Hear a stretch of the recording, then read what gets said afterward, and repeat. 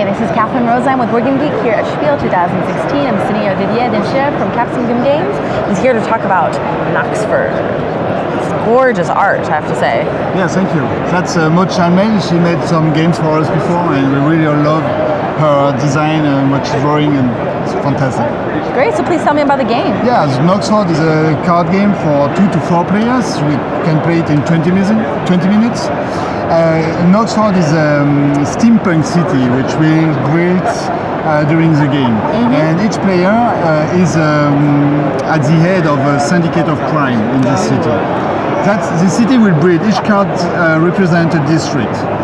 We start the game like this with 2 cards representing neutral districts with points. So at the end of the game, we will try to control this district with a point. Okay. So player can play also card with their own. This is a boss of one of the players. The districts? Yeah, so they have all these gorgeous character designs. Yes, exactly. And also that one, I love whiskey, and that's the boss of each player. So on his turn, a player can play either one card of his hands or one of the neutral cards that are available for everybody. Okay? All right. So he can choose either from the neutral card, extra, or one of his hand. When you play a new card on the game, you have to put it on the table in order that it will touch 2 cards already in play, and it has 2 edges aligned with the other. So you can play like this, you can play like this, you can play it like this, it's okay, because you touch 2 cards. Or even like this? Not like this, because you touch 2 cards, but you have one edge aligned, but not the other one. Okay. It's not aligned with the other edge. So. All right, so one edge has to be aligned with another 2 card? edge, yeah, 2 edges. 2 edges at least, like this. So during the game, the players, they will just play their cards like this, trying to with 2 colors. It's okay. Yeah. So they will try to lay down their card like this. So you will build the city slowly. And at the end of the game, we will check for each district with a point which player has the most cards around. For instance, for that district, blue has 1, green has 1, and orange has 2 cards. So it means that orange will win this card. For each icon on the card, you win 1 point, and sometimes you have some icon here. It means that on the card of the boss, you see the icon again. So it means that for this player, this card will have 2 points for the icon, plus 2 points for this icon, because it is the same as the favorite field. So, but it's a mean game.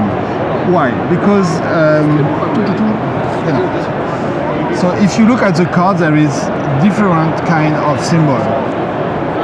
You see there is this guy has a long beard and a big hat, so it's stronger than this one with a small hat and no beard, and no only beard. a mustache. And then you have the young guy with a cap only, so it's the weakest card. So during the game, you are allowed to cover the card of another player if your rank is higher. Okay. Okay, so that's the first way. If you've got a bigger hat, then you can place it on top of the smaller hat. You put it on that. And the boss. If it's the same type, then you can't do it. No, you can do it.